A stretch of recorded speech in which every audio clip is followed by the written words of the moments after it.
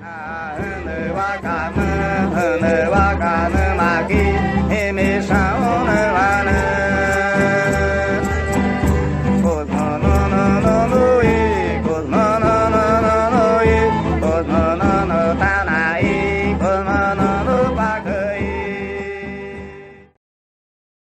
so I'm delighted to be here today to share with you a Feldenkrais lesson. And this is really about learning to roll, to reach and to turn with increasing levels of freedom and ease. And that comes by rolling, reaching and turning, using more of you. In other words, not just reaching with your arm for something, but allowing the whole body to be part of that act of reaching. So that's my offering for you today. I want to really thank Diana Luna Sampson for bringing her vision of this Solstice Spirit Festival into reality, into being. And here I am in a garden in North London, and you're somewhere else, whether it's England or in another country, on your computer, all tapping in the collective consciousness, all coming together for this incredible event. And it really is an event that's about collaboration, co-creation, finding more sustainable ways to live, finding ways to live that there's equality for all of us, for all peoples of this nation, all peoples of this earth. And it really is about the dawn or the birth of the new earth, where we will be doing things differently, where the only way we can continue is for each of our steps on this beautiful Mother Earth to have less of an impact. So we're more in collaboration and more in accordance with the laws of nature. So with that being said, I'd like to invite you to join me for this lesson where we'll be lying down on our backs. So have a yoga mat or a folded blanket. And just as an aside, it's oftentimes a good idea to have a rolled up blanket or just a small padding. I was sitting on this, to have a little pad to go under your head. And it just means that when you lie down, the head can be more sort of in alignment with the rest of your body. I've got quite a broad chest. Sometimes they call me barrel chest, haha. But so if I lie down on the floor, often my head sort of ends up like this. So by having a little pad underneath me or a folded blanket, I'm more in neutral. So that's really all you need: a yoga mat, some space on the ground, and perhaps a folded up towel or blanket for your head. And there's just 3 invitations for you for this session. One is to move slowly, and especially when you're exploring the movements initially. So slow is good.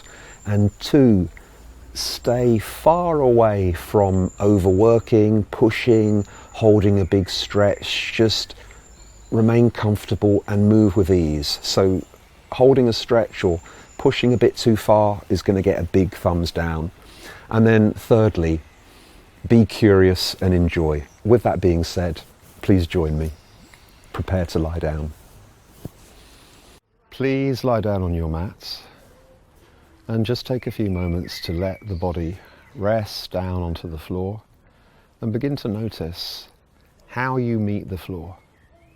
So that is to say, just noticing where there's space between the back of your body and the floor, and where you actually are in contact, where you meet the floor. So you could play a little game starting from the back of the head and making your way down to your heels, and just notice how you meet the floor, where there's contact and where there's room, where there's space. How does your lower back meet the ground beneath you, for example? And what about the back of the neck?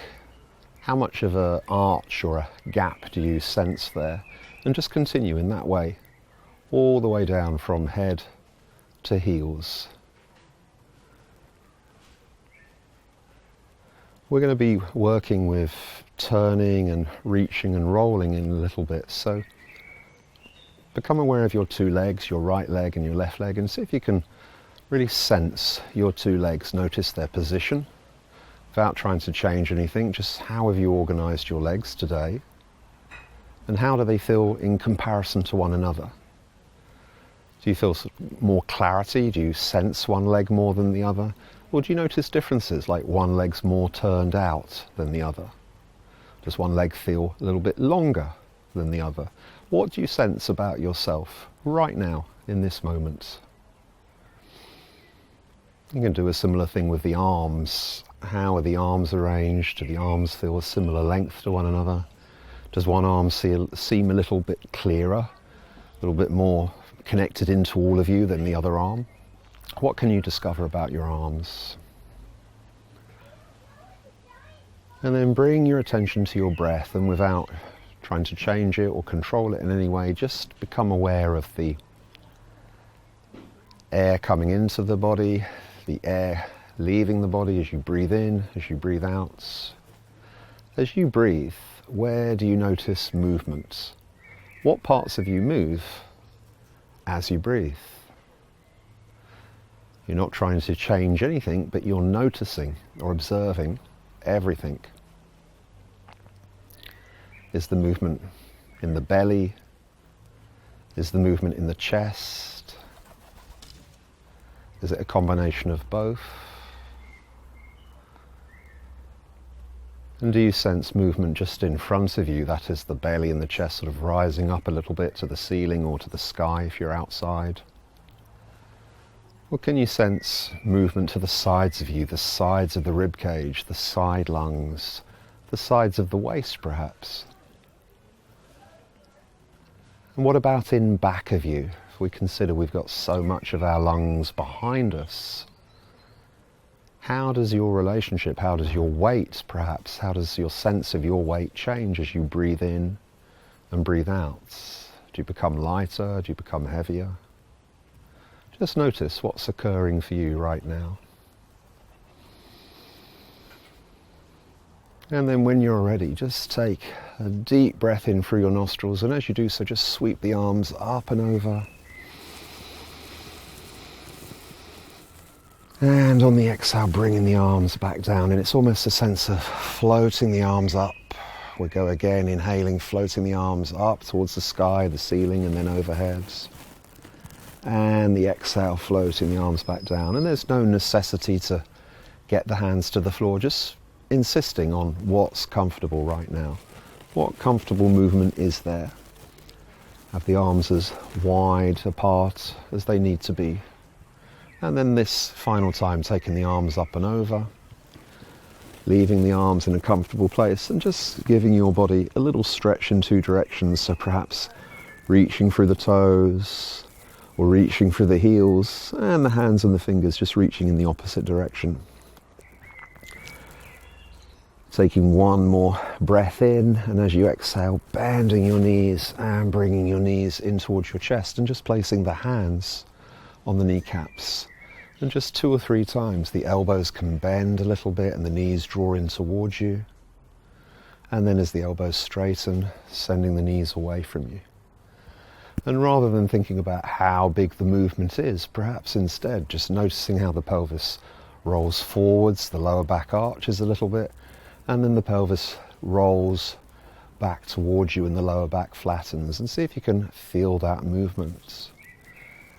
See if you can notice what else might be moving in your being, in your body, as you bring the knees towards you and send the knees away from you. And then crossing one ankle over the other. Just going to take my glasses off because no doubt they're going to get in the way. And still with your palms holding onto your knees, just begin to make really delicious circles where you're holding your kneecaps and you're using your thighs almost like stirring sticks. So you're stirring deep into the hip joint. So this is a really slow movement. And again, what can you sense? Can you notice how the pelvis tilts one way? The pelvis tilts the other way. You can change directions when you're ready. Can you notice how the lower back maybe comes a little bit close to the floor and then lifts away from the floor? Do you sense any movement in your rib cage, your breastbone, as you create these really lovely circles, using your legs, using your thighs to clarify and stir out your hip joints? And then go ahead and just cross the ankles the other way around. And this time, continuing with these circles, but the knees, they sort of track or follow one another. So before, your awareness was probably focused in your hip joints, where the leg joins into the torso, and now it's more a case of sort of rolling over the back of the hips. We could almost call this the back hip joints, the sacroiliac joints. Just feel that delicious rolling around your sacrum, around the back of the pelvis. You can change directions, make these movements slow, easy, and just no matter where you are of the practice, maybe you've never done this before, maybe you've done this 100 times before, just approach it as if it's the first time. What can you discover about the back of your hips as you paint these very gentle circles? What movement can you sense in all of you? And then uncross the ankles, bring the feet to standing, and just rest the arms down by your side, somewhere where it's comfortable for you. It may be palms up, you might feel more comfortable with the palms facing down. Just see which you prefer. And take a deep breath in. And breathing out through the mouth as you exhale. And breathing in. And breathing out, and really allowing all of you to move as you breathe in and as you breathe out. The belly can expand. You might notice the rib cage, the chest expand. Just let the breath be free and easy. And then for a moment, just have a mini rest by bringing both legs to straights. Let the legs rest against the floor. So we're going to be working with pressing the feet into the ground. So the easiest way to bring the foot to standing, oftentimes we just simply bend the knee, but this really does a little bit of a disservice to the hip. So if you allow the knee to actually come out to the side, and then there's this sweeping movement. And I'll just repeat that for you a couple of times. So you can see we just sort of swish the knee out to the side, and the foot almost travels up the midline, and then the knee comes to standing. And from this position we have a standing foot. So we want to find a position that feels really comfortable, so that if we press down into that standing foot, there's a direct transmission of forces. So I press down into the foot, my right hip just begins to lift a little bit. So the right knee's bent, the right foot standing on the mat, on the ground, and pressing down into the right foot. The right hip lifts, and then the pelvis begins to roll. And we're just really moving into this little lifting of the hip and this lowering, and this is really your opportunity to try different positions where feels best for you in terms of placing your foot, so that when you press down into the floor, you feel that immediate response, the lifting of the right hip and the pelvis beginning to roll towards the left. If you notice my left leg, it's almost like a rolling pin. It sort of rolls towards the outside edge, the little toe side of the foot. And then just allowing the right hip to come back down, having a pause, having a breath, and repeating. So incredibly easy movement, and just discovering, maybe try 2 or 3 different foot positions and see where's best for you. Probably having your foot quite far away is not going to be mechanically kind of easy or efficient. This feels like quite a lot of effort for me. Whereas if the foot's more or less a standing foot, that is, it's pretty much underneath the knee, then, I press down and there's this sort of immediate response. Where's the best place for your foot?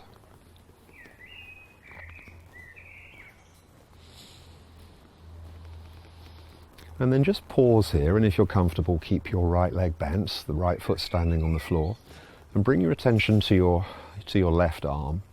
And the left arm's long, and for now, the palms facing down towards the floor.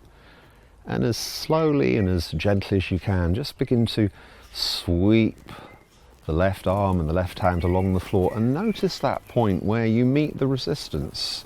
Bring the hand back to your side, and then go again. And before you get to that resistance, allow the whole arm to rotate. So now the palm is facing up towards the ceiling, towards the sky if you're outside. And then bring the arm back down towards your side, and the palm turns to face the floor.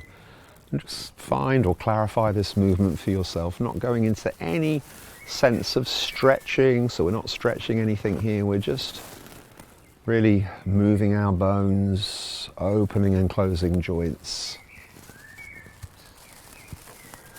And then the next time you do this, the next time you sweep your left arm out to the side, and in some comfortable overhead position for you, it may be directly out to the side, or it may be a little bit more overhead, shall we say. Just insist on comfort. So there's little to be gained by having the hand or the arm close to your ear and then the arms in the air, and there's sort of shaking and tension going on. So insist on your comfort. And from this position, we just return to pressing down into the right foot, the hip lifts, the pelvis begins to roll to the right, and see if you can get a sense of that diagonal line. As you press into the foot, there's this diagonal line from your right back of hip all the way towards the right back of shoulder, the shoulder blade area, and then you're rolling back down along that line from, left shoulder blade towards right hip. So as we press into the foot, there's that diagonal line from right back of hip to left back of shoulder, shoulder blade area, and then becoming aware of that line traveling back down. Left shoulder to right hip. And then you can add some variety here by allowing the head to just roll towards your left arm, and you begin by looking towards the left shoulder, and then as the hip returns to the floor on the right side, gazing back up towards the ceiling, towards the sky, pressing into the foot, rolling. So you probably notice at this point that the spine is beginning to move into a sort of lengthened state, or into what we would call extension of the spine. And I'm actually beginning to look towards my left shoulder, and then my eyes are tracking up towards my left hand. I'm actually looking at my left thumb or thumbnail, and then coming back down, and I've got this beautiful sky above me now. Maybe you have where you're practicing, or maybe you're in your living room, and just repeating, looking towards the hand, and see if you can sense how one side of you is lengthening and one side of you is shortening a little bit. This is like a incredible massage across the back of your left side rib cage, the back of the left rib cage, really opening up all of these breathing spaces.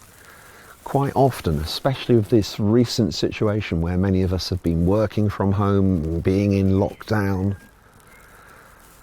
dealing with work meetings, even connecting with family on computers on Zoom. And so this is an opportunity to really open the chest just through this unbelievably easy and simple rolling movement.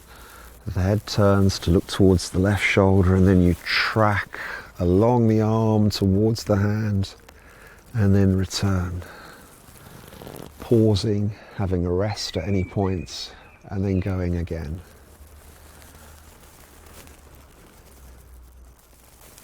I could do this all day.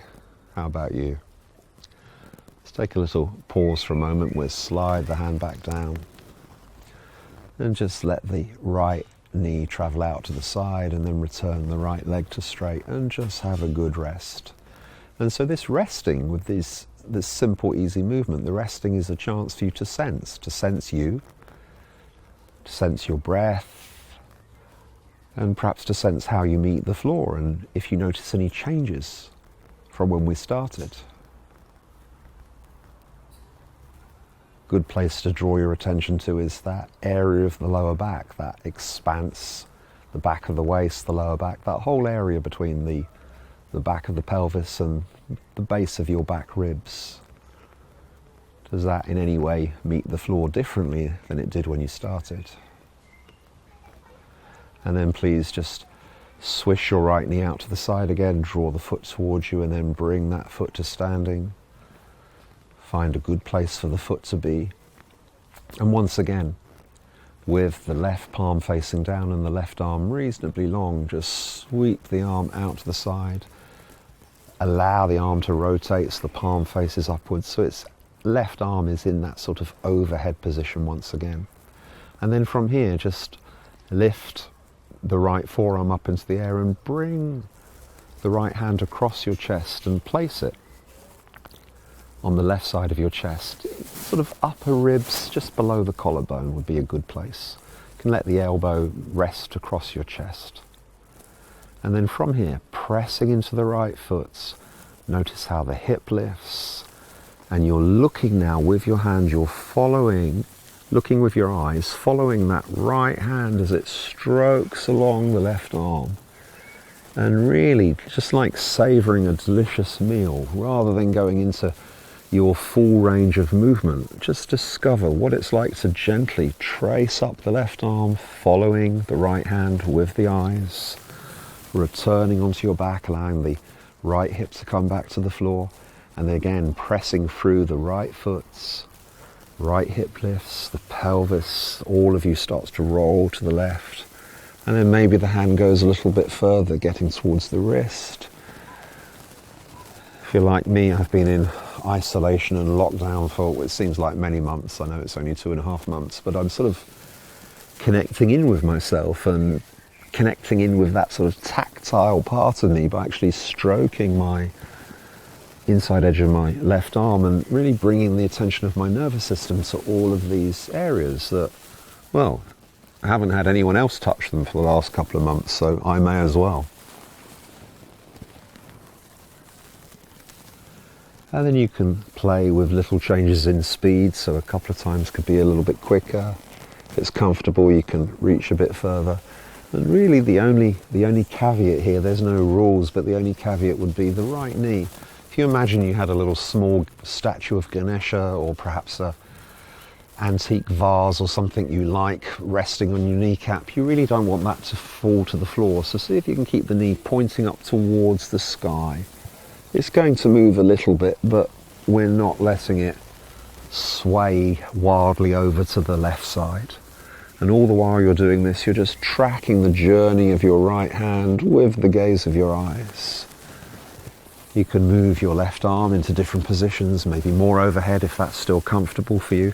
And notice if the arm is more overhead, it really opens the chest even more, and you feel that extension, that massive lengthening potential through the spine. And for more variety, you can sometimes change it up a little bit and lead with the hand first. So up until now we've been pressing into the right foot, that's been the sort of instigator of the movement. Well, now we could just lead with the right hand, and then at a certain point we run out of reach, and then the right foot can get involved as well, and we can reach further into length, into openness. Something that I like to do from time to time is to actually imagine that somebody's pulling me by my wrist or by my hand. So I take the left hand, hold the right wrist, and again just draw the arm over in that direction, and I'm looking towards my fingertips, and then bring it down. So there's so much you can do, and so many different directions you can take this work. You could use your left hand and bring it across your chest and hold onto your right shoulder blade, and then it's almost as if you've gone to see a sort of movement therapist, and they're drawing you over to the left by using your right shoulder blade almost like a handle. We've got lots of bony bits on us that make really good handles. The rib cage is another such handle. Using your left hand and just guiding your whole rib cage over to the left.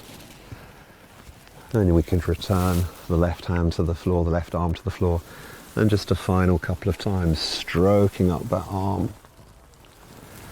Coming back, resting, taking a breath, and then going for one last time. And then this time, if you can place your palms on top of one another. If that's a little bit tricky, you could really lightly interlace the fingers. And this time, as you bring the right hip back down to the floor, both arms come up towards the sky, towards your ceiling. So we've sort of created this, we could call it an arm triangle. The two arms and then the back of the shoulders have created this triangle, and then the whole arm triangle moves as we press into the foot, the pelvis, rolls to the left, the right hip lifts, and returning.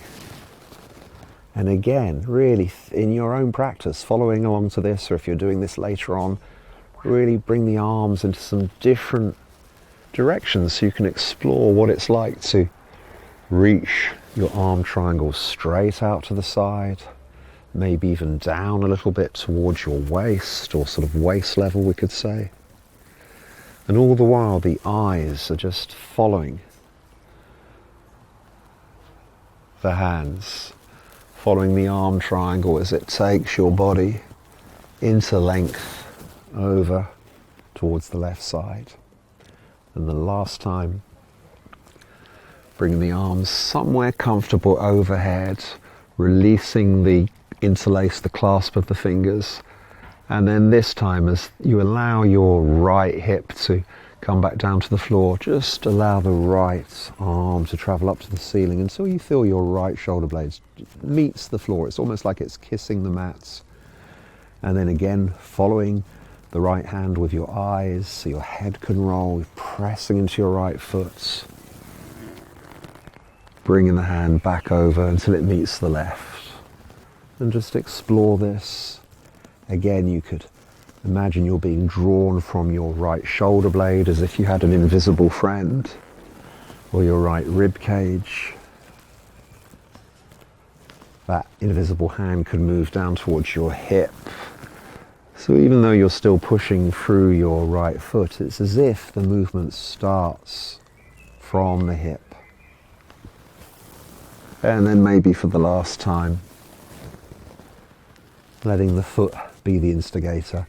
Right foot presses into the floor, right hip lifts, pelvis rolls, spine rotates, and feel that new length as you reach over to your left. Bringing everything back down. Resting your arms down to your sides. Taking the right knee out to the side and bringing both legs to straight, and have a very good rest. So quite a lot of movement from that right foot. See if you can sense any differences in your two legs. Lying here now, reporting back to you, I definitely feel as though my right leg is a little bit longer than the left. And that kind of makes sense because we've spent a lot of time opening up this area of the body where the thigh connects in with the hip. And this area is called the femoral triangle. And quite oftentimes, especially with our sedentary lifestyle and especially of recent months, we've been doing a lot of sitting around, sitting on Zoom, having work meetings, talking to family, perhaps not doing as much activity as we would have otherwise. And this area can become very kind of closed off, almost a bit compressed. And it's a vitally important area for our well-being. This femoral triangle, it has all of the blood supply to the leg. It's all of the arterial flow of blood down into the leg, all of the nerves pass down through the front of the thigh, from the spine, through this femoral triangle, and of course all the venous flow, the return of deoxygenated blood. So an incredible sort of refreshing movement for the hips, for the legs, for the whole body really, for the spine and opening the ribs, all of that rolling you felt, all of the expansion of the rib cage and the intercostal muscles between the ribs, just from working this one side. So notice how you feel now.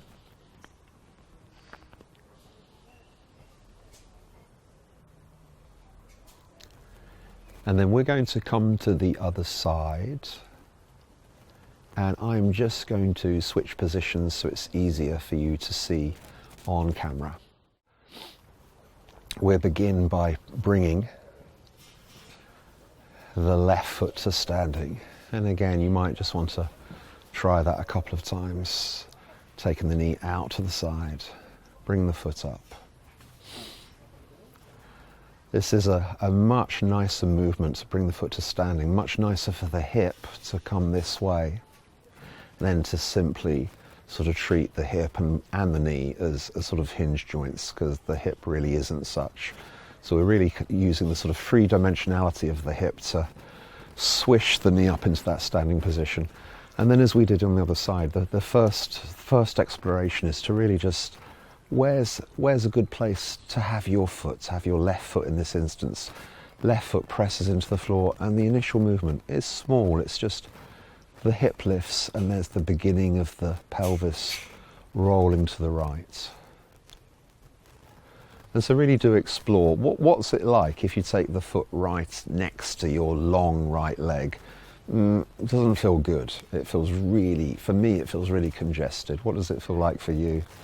We'll bring the foot somewhere else, out to the side a bit. I'm going to turn my toes out a bit. That feels quite nice. I really feel like I can keep the knee pointing up to the sky, or maybe the ceiling if you're indoors. So just try 2, 3, 4 different foot positions. What makes the easiest, most comfortable movement? You press down into the foot, and there's an immediate response through the whole chain of your body, the whole skeleton. The left hip lifts, the pelvis begins to roll to the right, and then the spine starts to rotate. And because your shoulder blades are still on the floor, there's this huge potential to find spinal rotation. Again, another movement that may well have been missing from our sort of daily repertoire as we've been clamoring around, getting online work or meeting with family on Zoom or whatever it may be, just worrying about the previous events. And really allow the right leg to be like a rolling pin. You sort of roll towards the outside edge of the right foot, the little toe comes down to the floor, and then everything returns. And take your time with this. A couple of things we didn't look at on the first side, but we can explore on this side, is coming into the position, backing out of it a little bit, and then going a little bit further. So you sort of, you find little, maybe, points in your back, in the back of your ribs, that benefit from this sort of massage. You're almost using the floor as a massage therapist to help you discover more freedom through the back of the chest, the back rib cage, the muscles either side of the spine. So just explore this, and as we pointed out on the first side, rather than having the knees sort of come across with you, think about balancing something on your kneecap and you don't really want it to fall to the floor. And this is this opening of this femoral triangle we were talking about on the first side. You're opening the front of your hip, the front of your right hip, and then pause. And with your left arm long and the palm facing down, find that sweeping movement, perhaps just taking it out to sort of 90 degrees to begin with. And then as you stroke the fingertips along the floor, where does it make sense to roll the whole of the arm so the palm faces up? And then as you come back down, where does it make sense to rotate the arm so the palm faces down? And just find a comfortable place for you. I may have less movement available to me than you do at home. I may have more. Where's comfortable for you? Find a comfortable area to leave the long right arm. And then come back to that pressing into the left foot. Left hip lifts, pelvis rolls to the right. The head begins to roll, gently roll. It's almost like the head picks up on the fact that the pelvis is rolling to the right, and the head thinks, okay, I'll roll as well. And then the eyes can get involved, and the eyes can look towards the right shoulder or the right upper arm, and then looking towards your right hand. Hopefully, as I'm operating the camera on my own, hopefully my right arm's still in shot, and you can see that I'm sort of turning and looking up. So as the head rolls and as the eyes look along the right arm, you'll probably notice in yourself the chin begins to, the distance between the chin and the breastbone begins to increase a little bit. The head rolls, and then because the eyes are tracking the arm, if the arm's in the overhead position, the chin is lifting away from the breastbone. So we're really bringing more of the spine and more of the cervical spine or the neck into extension. Just feel that for yourself. What's it like to really follow along the length of the right arm with the eyes, gazing from the right shoulder all the way up towards the hand. Have a little mini rest. In fact, let's bring the arms down to the sides. We'll take the left knee out to the side and just lengthen the left leg. And pause, really giving over the weight of you, of all of you, to the floor, to the ground, to the earth beneath you.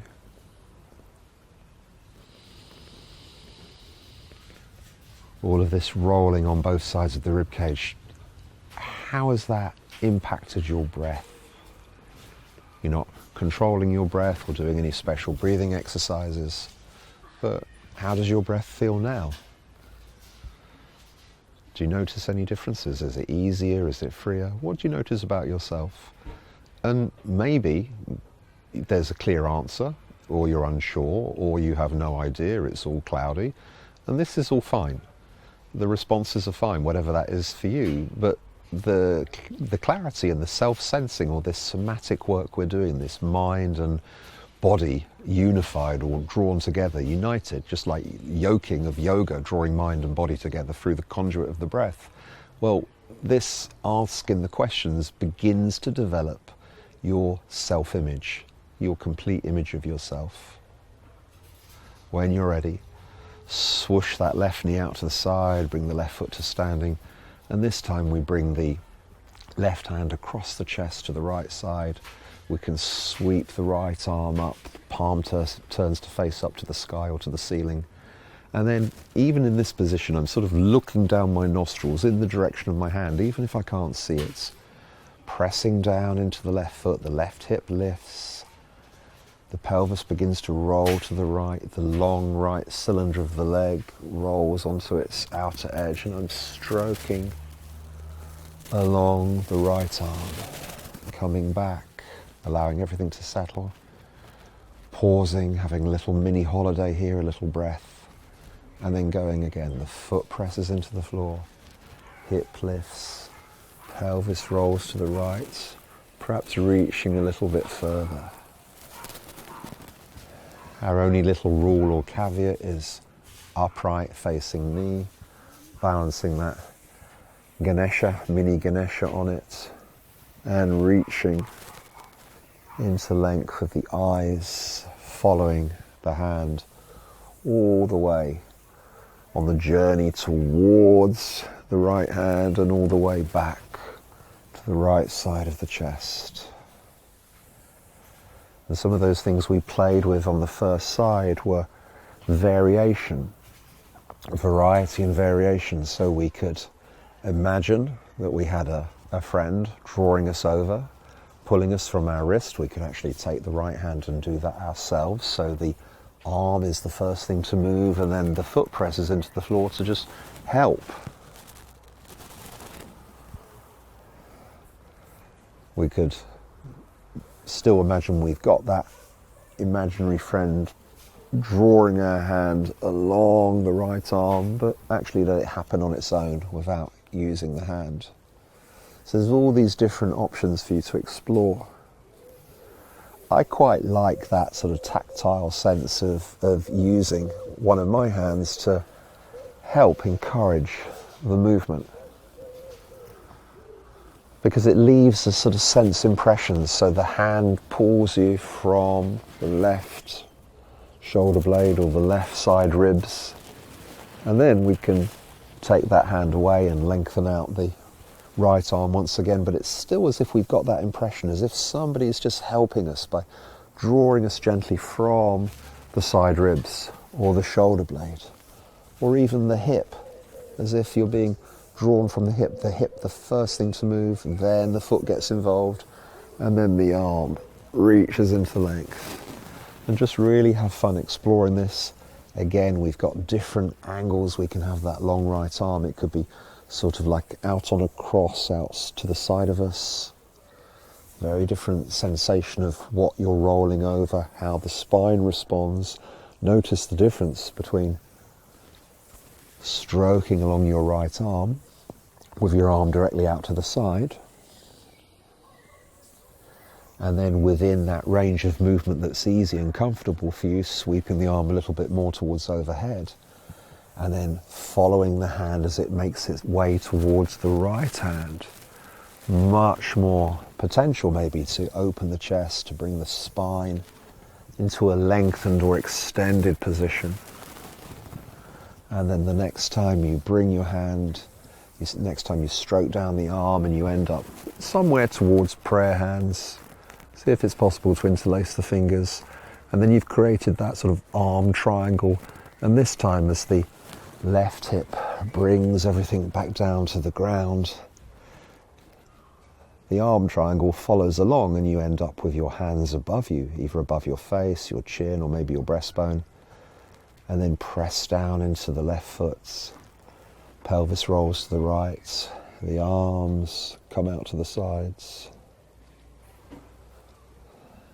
And then find your freedom to experiment with reaching that arm triangle and prayer hands or the interlaced fingers to different directions, all the while using your eyes so you're following the movement of your hands. Wherever they go, the curiosity of your eyes follows them.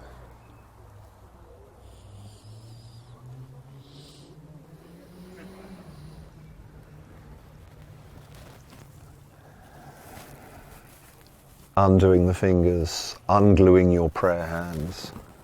As you bring your left hip to the floor, allow the left arm just to come to upright. You notice that the shoulders met the ground now. You're not sort of reaching up with the shoulder blade in the air. It's relaxed. And then again, as you press into your left foot, now the shoulder blade reaches up. If there was a tree above me, it's like I'm trying to pick an apple from that tree, or pick a beautiful leaf, or maybe even a flower, and then continue the journey. Taking the arm overhead, the two hands meet, returning.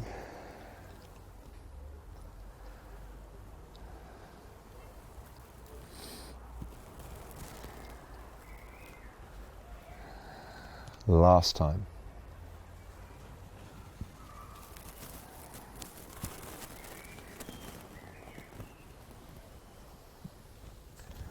Rest your arms down to your sides.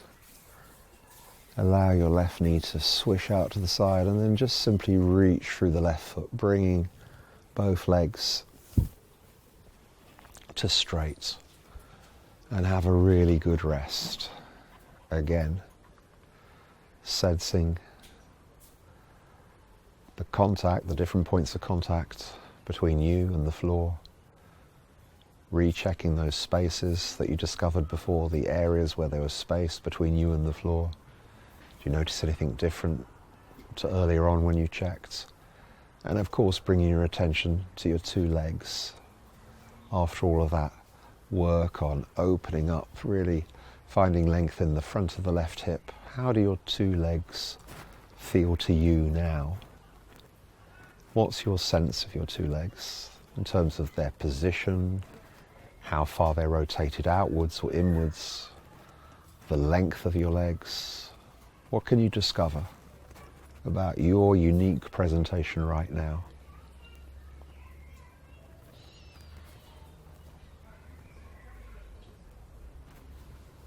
Bring your attention to your breath. Again, there's no technique, there's no control, it's not a pranayama, just watching the rise and the fall of the breath, the rise and the fall of different parts of you as you breathe in, as you breathe out.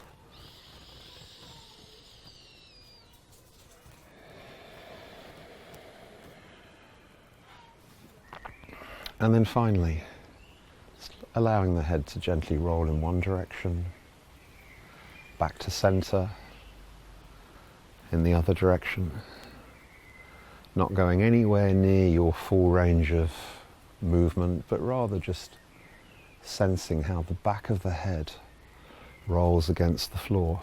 What sort of journey does the back of the skull, the back of the head take as you go from side to side? And just notice the journey the chin makes. Does it go down a little bit towards one collarbone and then come back up to center as you look upwards? And then taking the chin and the head to the other side. And just repeat that 1 or 2 more times.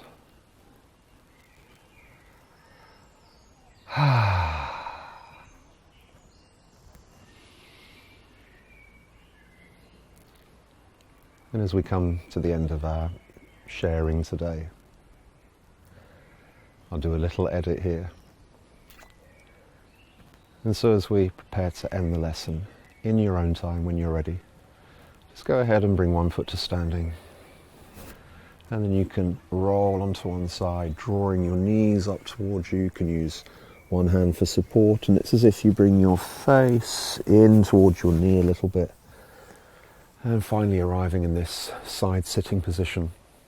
I'm blessed to have an outdoor space to share this lesson with you, so I'm just looking around, taking in the cats and the plants and the trees, breathing in nature. When you're ready, bring yourself up to standing and just take a moment to sense how you stand over your feet.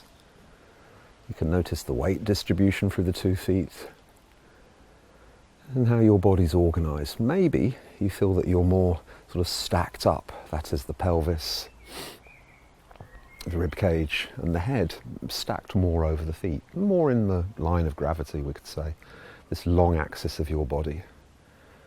And then using all of you to turn and have a look in one direction. Remember, we're not going to full range, but just enjoying this free and easy movement, turning, looking. So use all of you to turn and look. Use all of you to reach one arm up and look up towards that hand. Reach the other arm up. And so I hope you found something of curiosity and interest in this lesson today, and take this into your day.